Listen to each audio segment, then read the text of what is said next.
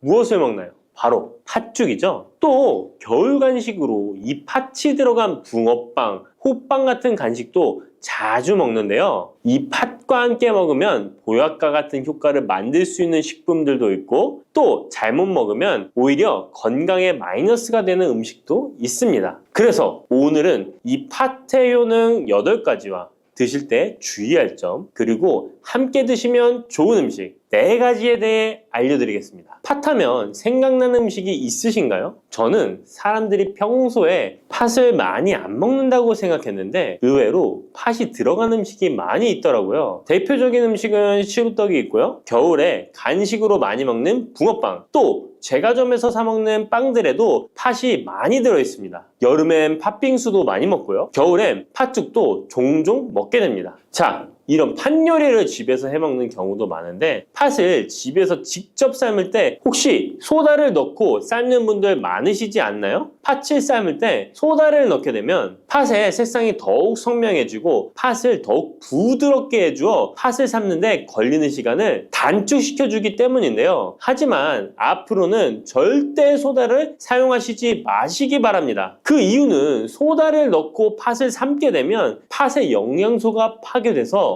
팥에 좋은 성분을 먹을 수 없게 되기 때문인데요. 자, 그래서 어떻게 팥 요리를 하는 게 좋은지 알려드릴게요. 팥을 삶을 때 먼저 흐르는 물에 깨끗이 세척해서 이물질을 제거해주시고요. 물에 담가 약 4시간 정도 불려주십니다. 그렇게 불린 팥을 물에 넣어 삶아주면 붉은색의 팥 삶은 물이 생기잖아요. 바로 이 팥을 삶은 물이 건강에 정말 좋다는 사실 알고 계셨나요? 그 이유는 팥에 들어있는 사포닌이라는 성분 때문입니다. 간혹 팥 삶은 첫물에는 팥에 독소가 있어서 버려야 한다는 분들이 계신데요. 이는 잘못된 정보입니다. 왜냐하면 팥 삶은 첫물에 사포닌 성분이 가장 많이 들어있기 때문에 이걸 버리지 마시고 따로 담가 두었다가 하루에 한두 잔씩 차로 드시면 좋습니다. 자, 그럼 이제 팥의 구체적인 효능에 대해 말씀드릴 건데, 첫 번째는 혈관 건강에 많은 도움이 된다는 것입니다. 앞에 말씀드린 팥물은 혈관 청소부라는 별명이 있을 정도로 혈관을 깨끗하게 해주는 효능이 있습니다. 그 이유는 팥에 함유된 강력한 항산화 성분인 안토시아닌이 혈관 내 활성산소를 제거해줘서 혈관 세포 손상을 예방해주기 때문입니다. 또한 안토시아닌은 혈관 내의 염증을 줄여줘서 염증성 질환에도 좋은 효과가 있고요. 나쁜 콜레스테롤 수치를 줄여주는 효과가 있어서 고지혈증을 예방하며 심장질환의 위험도 줄이는데 큰 도움을 줄 수 있습니다. 이뿐 아니라 조선시대 기록에 보면 이 팥물로 세안을 했다는 기록이 있는데요. 팥물로 세안을 하면 피부의 노폐물을 제거하는 데 좋고 피부를 맑고 건강하게 해준다고 합니다. 비누가 없던 시절에 피부 건강을 위해 사용했던 선조들의 지혜가 정말 놀랍지 않나요? 당뇨병의 개선에 도움을 준다는 것입니다. 2014년에 발표된 한 연구에서 팥을 섭취하는 것이 2형 당뇨병 환자의 혈당 수치와 인슐린 저항성을 개선하는데 도움이 되는 것으로 보고가 됐습니다. 이 연구에서는 4주 동안 매일 팥을 섭취한 결과 당뇨 환자들의 공복 혈당 수치가 무려 평균 19.5% 감소하였고 인슐린 저항성 또한 줄어든 것으로 나타나서 당뇨가 있거나 당뇨 예방이 필요하신 분들은 꼭 팥을 꾸준히 드셔보시기 권해드립니다. 세 번째 팥의 효능은 몸의 부종을 제거하고 다이어트에 도움을 주는 것입니다. TV에서 연예인들이 이 팥으로 다이어트를 해서 효과를 봤다고 했던 적도 있었고요. 한의학 책 중에 본초 강목에 보면 팥을 오랫동안 먹으면 여위고 마르기 때문에 살찐 사람이 먹는 것이 좋다라는 내용이 나옵니다. 그래서 한의원에서 다이어트 처방을 할 때도 팥을 쓰는 경우가 많이 있는데요. 그 이유는 바로 팥에 들어있는 칼륨 때문입니다. 팥에는 쌀의 10배 이상, 바나나에 약 4배 이상의 칼륨이 들어있는데요. 이 칼륨이 몸 안에 나트륨 배출을 도와서 당뇨 환자들의 신장 부담을 줄여주고 혈압 상승을 억제해주는 효능이 있고요. 또한 이뇨작용이 있어서 이를 통해 부종을 줄여줄 수가 있습니다. 그래서 우리가 보통 물살이라고 부르는 잘 부으면서 살이 찌는 분들은 다이어트에 이 팥을 이용하시면 효과를 볼 수가 있습니다. 그래서 그에 대한 연구 결과도 있었는데요. 시험지에 팥 추출물을 먹였더니 근육 손실 없이 체지방 함량이 30% 이상 줄었고 몸무게도 37%나 감소했다고 합니다. 사람과 똑같을 수는 없지만 분명히 팥이 체중 감량에 도움이 된다는 결과라고 볼 수가 있습니다. 네 번째, 팥의 효능은 변비를 개선하는 데 도움을 주는 겁니다. 팥에는 사포닌뿐 아니라 많은 식이섬유가 들어있기 때문인데요. 사과에 비해서 약 10배나 많은 식이섬유가 들어있습니다. 그래서 팥을 섭취하게 되면 이 식이섬유가 장 운동을 활발히 하고 대변을 부드럽게 만들어 배변을 원활하게 해줄 수 있고요. 또한 이 식이섬유는 장에 있는 유익균들에게 풍부한 먹이를 제공해주기 때문에 장내 유익균의 증식에도 직접적으로 효과를 줍니다. 이를 통해서 장의 전반적인 환경을 좋게 바꿔줄 수가 있고 이것은 몸의 면역력 향상과도 연결되어 있기 때문에 우리가 프로바이오틱스를 복용할 때도 팥을 함께 드셔보면 그 효과가 커지는 것을 느끼실 수가 있을 겁니다. 5번째 팥의 효능은 탈모 예방에 도움을 준다는 것입니다. 나이가 들면서 머리숱이 점점 없어져 고민하시는 분들 정말 많은데요. 팥과 함께 천연 탈모약이라 불리는 수수를 함께 드신다면 탈모 예방에 큰 도움을 받을 수 있습니다. 그 이유는 바로 팥과 수수에 들어있는 비오틴이라는 성분 때문인데요. 이 비오틴은 모발의 모공에서 자라는 단계부터 필요하고 손상된 머릿결이 재생되는 데까지 관여하는 정말 중요한 성분입니다. 건강한 머릿결을 만드는데 꼭 필요한 성분이라고 할 수 있습니다. 비오틴이 몸속에서 부족한 현상이 나타나면 머리카락이 얇아지면서 많이 빠지게 되고, 또한 두피가 건조해지고 가려움증이 생기면서 탈모를 가속화할 수 있습니다. 그런데 팥에는 이 비오틴뿐 아니라 모발 성장에 도움이 되는 아미노산이 풍부하고 수수에는 미네랄 성분이 풍부하여 머리카락을 건강하게 유지하는 데 직접적으로 도움을 주게 되고요. 또한 팥과 수수에 함유된 항산화 물질들이 머릿결을 상하게 하는 자유 라디칼 성분을 중화해 주어 머리카락 건강에 큰 도움을 주는 것입니다. 6번째 팥의 효능은 우리나라 사람에 꼭 필요한 탄수화물 소화를 돕는다는 것입니다. 이는 팥에 함유되어 있는 비타민 B의 역할 때문인데요. 비타민 B는 탄수화물, 단백질, 지방을 에너지로 변환하여 우리 몸을 충전해주는 역할을 합니다. 또한 신경 전달 물질인 뉴로트랜스미터의 합성에 관여해 뇌신경을 건강하게 하는 데에도 도움을 줍니다. 팥을 잘 섭취하면 뇌를 건강하게 해주어 치매 예방에도 도움이 되는 것입니다. 자, 앞에서 팥과 함께 먹으면 좋은 음식이 수수가 나왔는데요. 하나 더 말씀드릴게요. 바로 호박입니다. 호박은 기본적으로 여러 영양 성분이 풍부하지만 호박에는 비타민 B가 없어서 호박과 팥을 함께 드시면 서로의 부족한 부분을 채워줄 수가 있고요. 또한 호박에도 소화 기능을 개선해주는 기능이 있어서 팥과 함께 드시면 시너지 효과가 있고요. 그리고 팥처럼 호박에도 이뇨작용이 있는데요. 팥과 호박의 이뇨작용은 과정이 약간 다릅니다. 팥은 몸속의 부종, 노폐물과 독소를 빨아들여서 배출하는 이뇨작용을 하는 것이고요. 호박은 신장에서 만들어지는 호르몬의 분비를 억제하여 이뇨작용을 촉진하게 되는데, 이렇게 되면 신장에 과다하게 축적되는 수분을 배출하는 역할을 해줄 수가 있어서 더 도움이 될 수 있습니다. 7번째 팥의 효능은 빈혈을 개선하는 데 도움을 주는 것입니다. 보통 우리 몸에 철분이 부족해지면 빈혈 증상이 나타나죠. 빈혈로 인해 어지러움, 두통, 체력 저하 등의 증상이 나타나게 되는데, 팥에는 앞에서 얘기한 단백질, 식이섬유, 칼륨, 비타민, 비오틴뿐만 아니라 바로 칼슘과 철분 또한 풍부합니다. 팥에 함유된 철분의 함량이 우유의 약 100배나 된다는 사실 알고 계셨나요? 그래서 팥을 드시면 철분 부족으로 인한 빈혈을 개선하는데 도움이 되기 때문에 빈혈 있으신 분들은 꼭 기억하시면 좋겠습니다. 8번째 팥의 효능은 스트레스를 줄여주는데 도움을 준다는 것입니다. 팥에 함유된 비타민 B가 신경계를 안정화시켜주는 효과가 있어서 스트레스로 오는 증상들을 줄여줄 수가 있고요. 또 팥에는 마그네슘의 함량도 높은데요. 마그네슘 또한 신체의 스트레스 반응을 조절하는 데 중요한 역할을 합니다. 팥 속에 들어있는 마그네슘을 통해서 스트레스로부터 몸이 회복되는 데 도움을 받을 수가 있습니다. 그리고 팥에는 복합 탄수화물도 풍부한데요. 복합 탄수화물은 천천히 소화되어 급격한 혈당 상승을 방지하고 일정한 에너지 공급을 유지하는 데 도움이 됩니다. 이는 스트레스 상황에서도 안정적인 에너지 공급을 유지할 수 있게 해줘서 스트레스를 관리하는 데 도움이 될 수 있습니다. 이렇게 좋은 팥도 드실 때 주의사항이 있는데요. 과하게 많이 드시면 이뇨작용 때문에 몸에 무리를 줄 수 있는데요. 이를 방지할 수 있는 방법이 있습니다. 바로 찹쌀과 함께 드시는 겁니다. 팥죽을 끓일 때 찹쌀을 넣어 함께 죽을 만드는 경우도 있고, 쫄깃쫄깃한 찹쌀로 경단, 새알을 만들어 넣어 먹는 경우도 있죠. 선조들의 지혜가 정말 놀라운데요. 이렇게 찹쌀과 팥을 함께 드시면 팥 때문에 몸 안에 수분이 과하게 빠져나가는 것을 찹쌀이 막아줘서 문제가 생기지 않게 해주는 것입니다. 그리고 다른 주의사항은 팥의 찬 성질인데요. 그래서 장이 좋지 않은 분들이 팥물을 많이 드시게 되면 소화불량, 복부팽만, 복부 통증을 일으킬 수 있으니까 주의하셔서 조금씩 드셔보시는 게 좋고요. 만약에 이런 점이 불편한 경우에는 생강과 함께 드시면 드시면 그 불편함을 줄일 수가 있습니다. 생강의 따뜻한 기운이 팥의 차가운 기운을 중화시켜줘서 장에 무리를 덜 주게 되고요. 그리고 팥에는 항암 효과가 뛰어난 안토시아닌이 풍부한데 생강에도 생강의 매운맛을 내는 진저롤과 쇼가올 성분이 몸속의 발암물질을 제거해주는 효과가 있어서 함께 드시면 상승 효과를 볼 수가 있습니다. 그리고 이때 생강을 쪄서 말려서 드시면 이런 효과가 약 10배 정도 증가된다고 하니까 꼭 기억하시면 좋겠습니다.